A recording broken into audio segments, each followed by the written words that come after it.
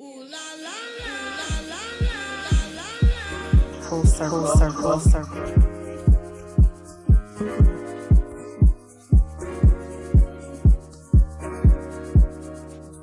Hello, everyone. Welcome back finally to another episode of Full Circle Podcast. It feels really good to be back in front of the mic. It feels really good to just have like creative juices flowing again. Because life has been lifing. Let me tell you, I'm sure we all feel the weight of it because 2025 has not been easy by any means. As of yesterday, I'm officially 3 weeks post-op. I finally had a procedure done that I have wanted for, almost 15 years. And I'm so grateful. I'm grateful that the procedure was successful. I'm grateful for my healing, how my body has been recovering, and really just what it's been able to do over the last 3 weeks, and where I'm at today physically and how I feel. I wasn't nervous or anxious or scared going into the surgery. I think by this point, I was just ready to get it done. And coming out of it, I was really focused on the physical part of healing, right? You come out of a procedure, the doctor tells you it went well, and then they give you a list of instructions for aftercare. And naturally, I can follow instructions well. And so that's really where all of my focus had went to. I think what we don't fully expect or anticipate is the emotional impact of it all. That is something that the aftercare instructions do not touch on. But I guess neither does life, right? You don't ever really expect for emotions to come up. And you don't really know how you're going to handle them until they come up. So, like I said, life has been lifing, but in all the best ways possible. And I'm really just so grateful for it all. I'll be sharing more about my procedure in another episode. But in the meantime, I'm back and I'm excited to tap in with you all today. So here's where I've been and what's been rising for me. Before we drop into this episode, be sure to hit subscribe wherever you're listening to this podcast. That is the absolute best way to stay up to date on the latest episodes. I'm also working on putting this in video format on YouTube. However, in the meantime, you can still listen on YouTube if that's more convenient. Likewise on Spotify and Apple Podcasts. This is the best way to stay connected with current and future conversations and also allows the podcast to reach more people. So hit the subscribe button so I can keep flowing with you in all future conversations. Now let's drop into this one. Full circle. Okay, I know it's been a minute. 2 months to be exact. And honestly, it feels like this could mark the start of season 2 because truly I'm in a whole new season of life. April and May were much like an incubation period. So much surfaced, things I had to sit with, process, and release, much of what I am still doing day by day till this day. And with all the retrogrades, my second ayahuasca ceremony, and recovering from my surgery, I've really had to extend myself a lot of grace. There were so many moments that I felt low, creatively blocked, emotionally heavy, and I really just didn't have the capacity to share, much less record something. It wasn't really even until this week that I felt energy return. And it was more than just physical energy, right? It was really the reminder of what I'm here to do. We all move through seasons, and sometimes we have to go dark for a while. But I believe it's how we emerge that tells the story. And as I sat down to record this, something came through that shifted everything I thought I'd say. As the universe would have it, halfway through the year and entering a new season, yay for summer solstice, I am experiencing yet another major full circle moment. I would actually go as far as saying this is more than a full circle moment for me. It feels like a rite of passage. And it's really such a trip how things are integrated into our lives when we are aware and curious. And this idea of creating a new rite of passage for myself. And I'll actually say it's less of an idea and more of a knowing. Back in March, during countless meditations, what kept coming up for me is this knowing that I was in the process of getting ready to, or in the process of creating a new rite of passage for myself. So, of course, something like that comes up for me, and I'm asking myself, what does this look like? What does this mean? And I had to really understand that I'm not going to have all the answers. All that I can do is continue to live and walk in my truth, continue to surrender to what is, and allow things to fall into place as they should, not by forcing it, not by speeding it up, just by simply showing up and choosing to do the work. Going into this episode, I thought I wanted to talk about my last ayahuasca ceremony because, baby, let me tell you, there was just so much so much to share, so much that resonated, just so many things that I was really excited to share. But as I was getting ready to record, I was on social media scrolling and I saw a post where Karen Pittman, she's an actress, was being interviewed. Karen goes on to say, sometimes you can't take people with you. Sometimes you have to detach from people you love. And that is part of the journey, letting them go. A lot of the climb for me has been solo. No one could climb with me to the places that I went. I had to do it on my own. It was my journey. It was my woman's journey. It was my life's journey. And I had to do it by myself. Once I figured out how to climb on my own, then I could pull people up with me. But some of the journey you have to detach with the deepest sense of love and compassion from people as you climb. Sometimes you have to let go. And that right there was a full circle moment for me. It reminded me of the season I was in during this time last year and really affirmed the season I'm in now. These are the full circle moments. I talked about in my last episode everything that I experienced last year around March, April, May, coming back to myself, reconnecting to myself, understanding things that I was suppressing, where I was dimming my light or quieting my voice. And what I started to realize was I wasn't just healing, I was remembering. I learned early on that my safety meant adapting to moods, to tension, to silence. I became so fluent in reading rooms and softening my edges and morphing into whatever version of myself made other people comfortable. I was really keen on body language and facial expressions and even the way someone's breath changed. That's how I survived. And over time, that survival strategy disconnected me from my own intuition and my nervous system. I wasn't living.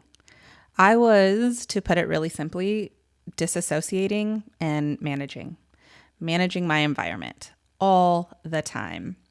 And when my nervous system finally came back online, everything changed. I couldn't ignore what I felt anymore. I couldn't pretend I was okay. I was waking up, and while it felt so liberating, it also felt like my life was falling apart. And the truth is, when your nervous system returns, when your intuition is reigniting, the false lives we've built around the disconnection begin to collapse. Here's the part that was hardest to admit. The life I had built looked so beautiful on the outside. Married, growing in my career, a beautiful son who I share the deepest bond with, and a home in an affluent area, all the things, right? But inside, so much of what I had quietly carried, the parts I suppressed, internalized, stayed silent about, or softened myself for, all of those parts began to rise. As I started learning more about myself, changing, shifting, moving differently, it naturally created some disruption in the relationships around me. Home started to feel more tense, and that tension made it even harder to regulate what was coming up internally. My system felt so overwhelmed. Everything was so much too loud and just too much. And home wasn't feeling like home. And maybe deep down, I had to ask myself if it really ever truly did. I had spent so much time proving my love and loyalty, often at the expense of myself, well before even my marriage. I expressed care through self-abandonment, convinced that sacrificing my needs was just a part of loving well. Over time, I got so used to tucking my feelings away that I stopped questioning them. I learned how to carry discomfort so quietly. So here's my nervous system setting off all these alarms in my body, right? I'm feeling tense. I'm feeling aggravated. I'm feeling bottled up, like all of these different things. I used to say a lot last year, I feel like I'm boxed in. I feel like I'm being cornered. Like my body physically I needed like physical space. Like I was trying to break out of something. And last March, I've said this in a couple of my last episodes. Last March, I was sitting in one of my therapy sessions and I told my coach, I said, I feel like there's this glass ceiling over my head and I feel like I can see through it, but I can't break through it. And that vision that I had in my head was starting to manifest in my body. I felt claustrophobic. I felt closed in. I felt like all of this stuff that was rising out of me needed to just come out in some way, shape, or form, right? And yet through all of that, through all of what was coming up, one question kept one question kept circling in my mind. Why are you complaining? What do you have to complain about? You have all of this, right? You have checked all the boxes. What are you complaining about? You should just be grateful for what you have. But guess what? My intuition was saying something completely different. Something quiet, persistent, and completely at odds with what I thought I was supposed to want. For months, I questioned everything because what I was feeling, what I knew, went against every blueprint we're handed. Go to school, you get a good job, you find a partner, you build a family, you be happy, and you just keep setting goals, right? You keep growing. I had done all of that. I had checked every box. So why did it feel like something sacred inside of me was still unsettled? And from that moment, everything began to shift again. But still, the ego part of me kept fighting to be present. How would people look at me? What would they say?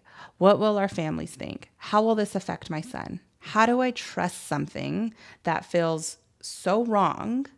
And ultimately, the question I was asking myself was, how do I trust myself and my truth? Finding my voice again in my personal life was deeply uncomfortable. Out in the world, I'm naturally outspoken. I'm seen as a leader. I'm strong. I'm bold. I'm high energy.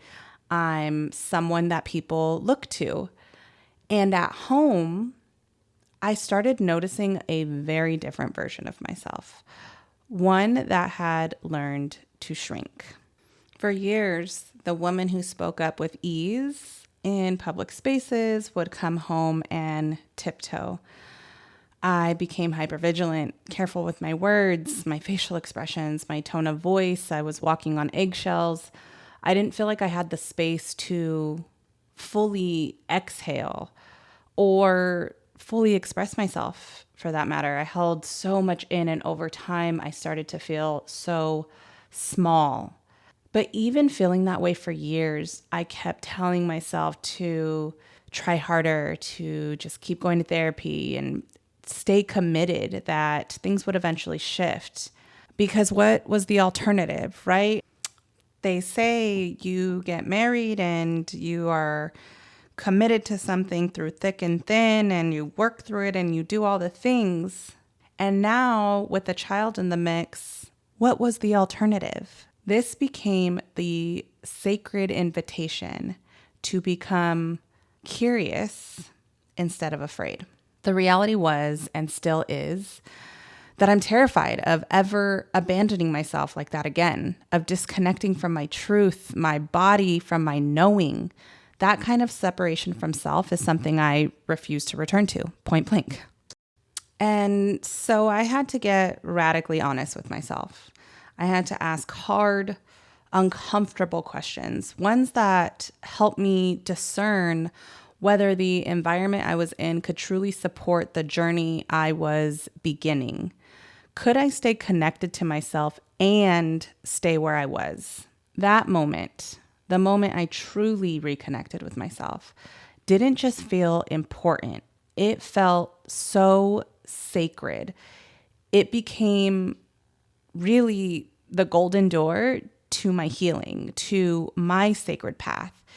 That moment was so important because it was something that was so scary, yet I still chose to surrender.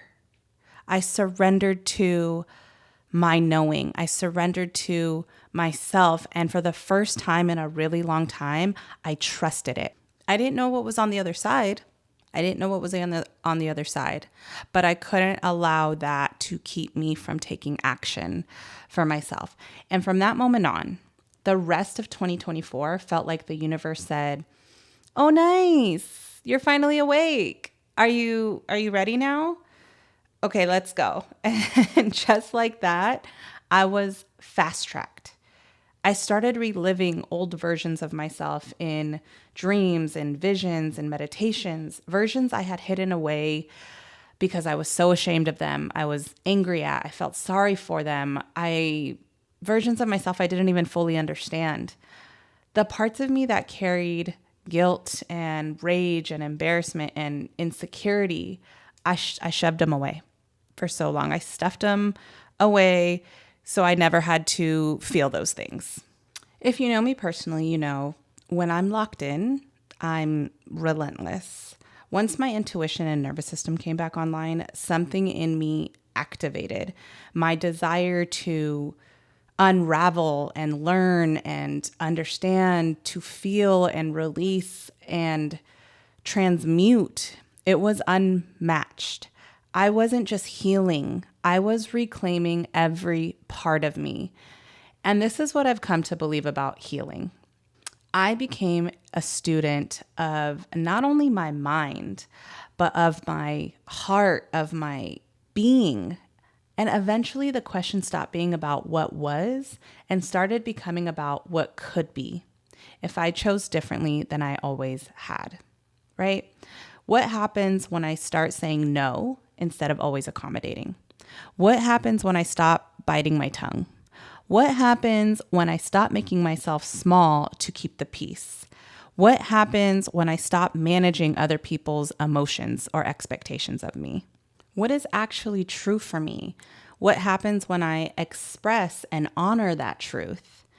What happens when I stop caring about what everyone else thinks of me and start trusting my own instincts and myself?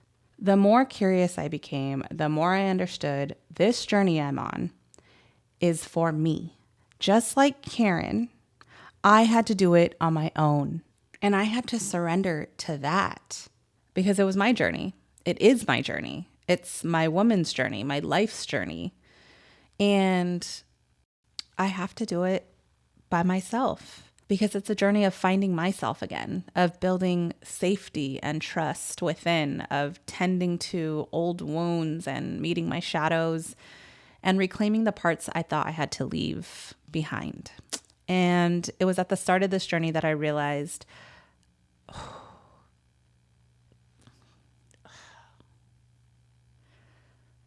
It was at the start.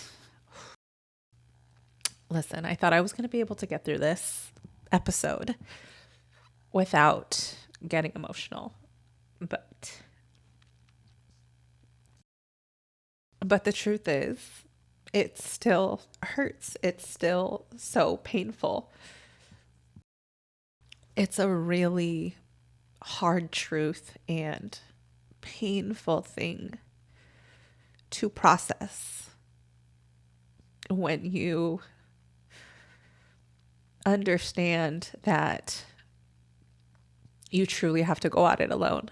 And I realized on this journey that I couldn't take my husband with me. This was the most painful truth I had to face. So much of what I needed to unlearn, heal, and rebuild within myself required space, and I questioned that every day. I needed to create an environment where my nervous system could begin to settle, to find safety, and to remember what consistent regulation even felt like. I had and still have to every single day root into the present moment, into my truth, into my values, not the ones I had absorbed or performed over the last however long, but the ones that were and are truly mine.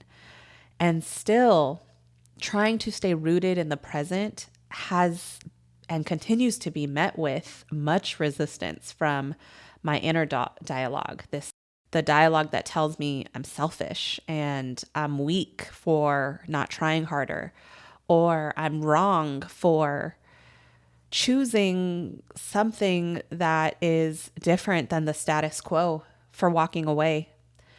I felt misunderstood and angry and resentful. And underneath all of that, so sad and scared and grieving. All of it lived in my body at once, so tangled. And I kept asking myself, is what I'm experiencing even real? Has it really been that hard? Like, am I just being avoidant? Am I running from something? I was literally questionizing. Oh my God. I was literally questioning and minimizing my own experience in the name of peace, in the name of not hurting someone else, in the name of harmony. And that's when it clicked. That was the pattern for me, the one I had lived by for so long, one where I would sacrifice my truth just to keep things smooth, where I would over-explain, trying to make it make sense and bending over backwards to be understood. But the truth is, we can't make anyone understand us. We can't force anyone to see or hear us, especially when they're moving through their own wounds and grief and anger. Our experience is our own, right? And we cannot control how others receive or perceive us, no matter how clearly we speak or how gently we try. I've said it before and I'll keep saying it. The only person we can truly control is ourselves. We can use all the tools, all the communication skills, all the therapy, but we cannot make someone meet us where we are or understand our process. And still, we have to trust and believe in our own truth with the understanding and knowing that it's for our highest good, even knowing that it may be contradicting everything you thought you believed in. And that brought me to another truth. Reconnecting with myself last year felt like I was getting to know a new person. A familiar person, but also new. So trusting the things coming up for me, what my nervous system was telling me, my intuition, it all felt so abrupt and aggressive. I thought to myself, how could I fully trust someone else with my being emotionally if I didn't hold that trust and safety within myself first? And because I carry some deep abandonment wounds, because I've spent so much of my life tiptoeing and people pleasing and trying to keep everyone else comfortable, The idea of making such a life-altering decision that I knew would hurt someone that I loved, even if I was also hurting, felt unbearable. It's it it's still it's every day it's hard. Every day it's so hard. It was heartbreaking, and it every day it is, and it is still paralyzing at times. And I also know and knew staying in a space that kept me disconnecting from myself wasn't love. Not for him and not for me. I also knew that staying in a space that kept me disconnecting from myself wasn't going to allow me to move forward. But the part that nearly, whew, but the part that nearly tore me apart was knowing or not knowing how this would affect my son. The weight of that was debilitating at times. The questions, the guilt, the grief. Would he understand one day? Would he feel safe? Would he feel loved through the change? I didn't want him to feel what I had once felt.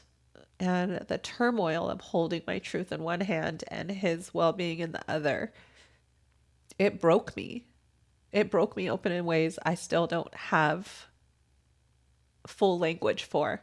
The weight of all of that, and having also been a product of divorce and separation, I questioned everything and did all the research and tried to look up statistics and all the things, right? And it's said that 30 to 50% of people stay in unhappy marriages due to concern for their children's well-being.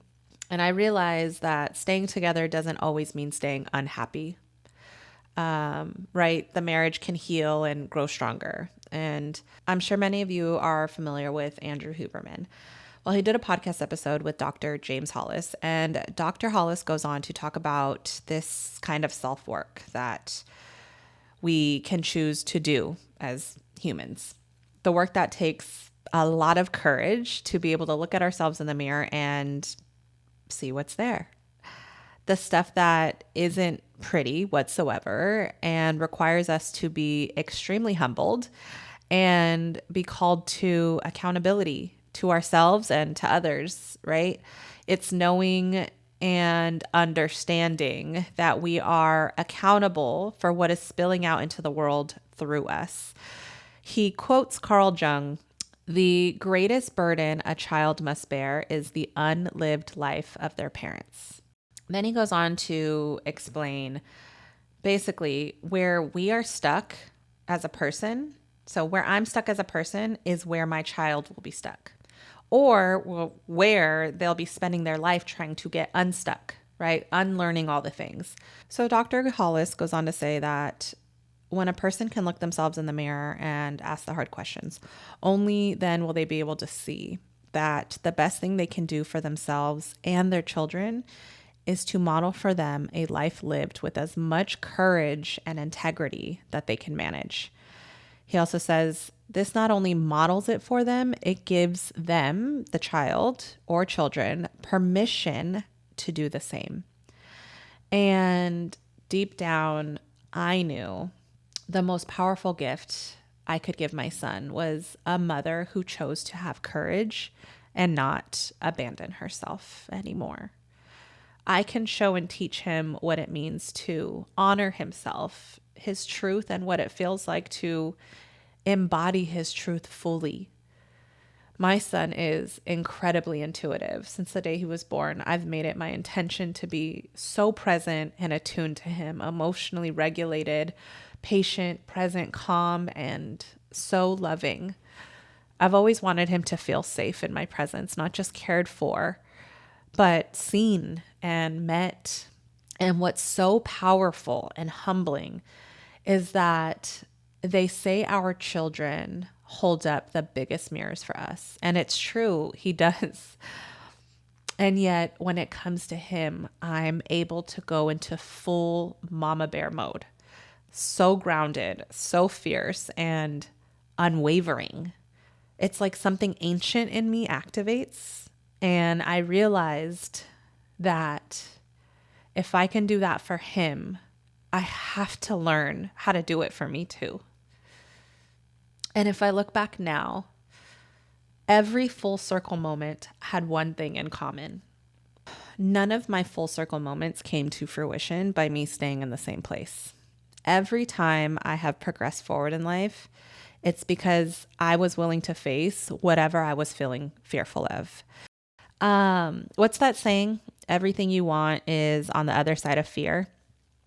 Well, contemplating this life altering choice went against the picture perfect life I had always romanticized. It went against what society deems as quote unquote right or how it should be. It would mean ultimately that I had failed.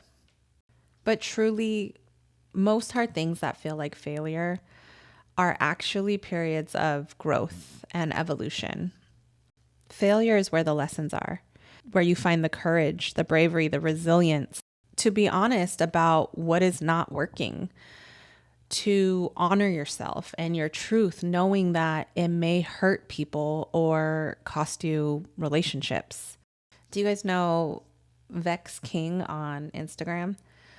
I read one of his posts that said, the universe responds to your frequency, not the image you're trying to uphold. Whew. Really, the universe gives you exactly what you need in the exact moment that you need it.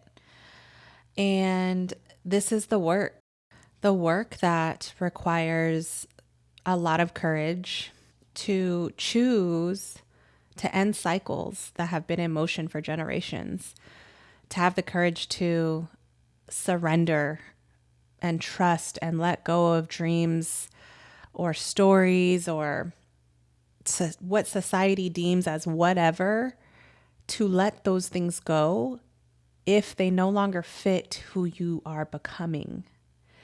Our full circle moments are so pivotal, right? They're so pivotal in our lives that they become our medicine and the essence of our personal healing. Our medicine is made up of everything we've lived through: the pain, the love, the rage, the joy. And when we alchemize it, we don't just survive and learn. We transmute, we integrate, we become our own healer. We alchemize our medicine, and when doing so, we meet our wounds no longer being able to bypass them. We feel our grief, our rage, our joy. We feel all of our emotions and the tenderness in their full. We allow all of it to really inform our wisdom, our intuition, and our gifts, and are then able to walk the path that is meant for us, not only confident in our abilities, but with an open heart that's rooted in truth. Alchemizing your medicine is the sacred path of becoming your own healer. It's not waiting for someone outside of you to do the work or validate your worth or your experience. It's truly listening to the curriculum of our own lives. It's turning our raw experience into embodied truth. And it's claiming every part of who we're becoming.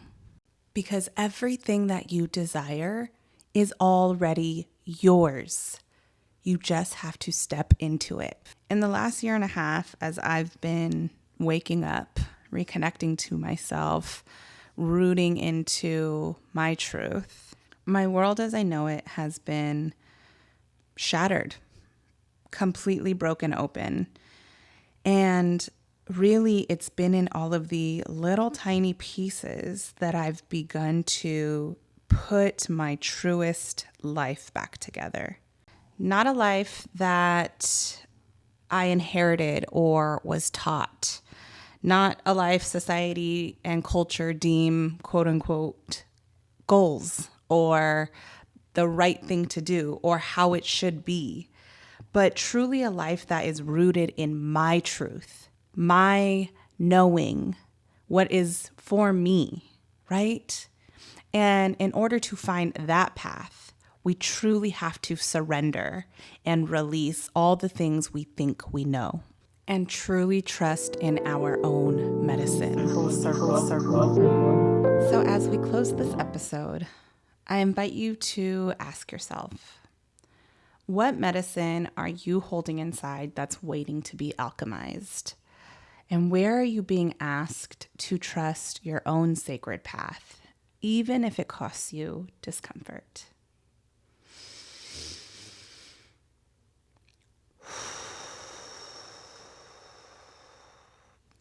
If you feel called to it, I invite you to take your own deep breath.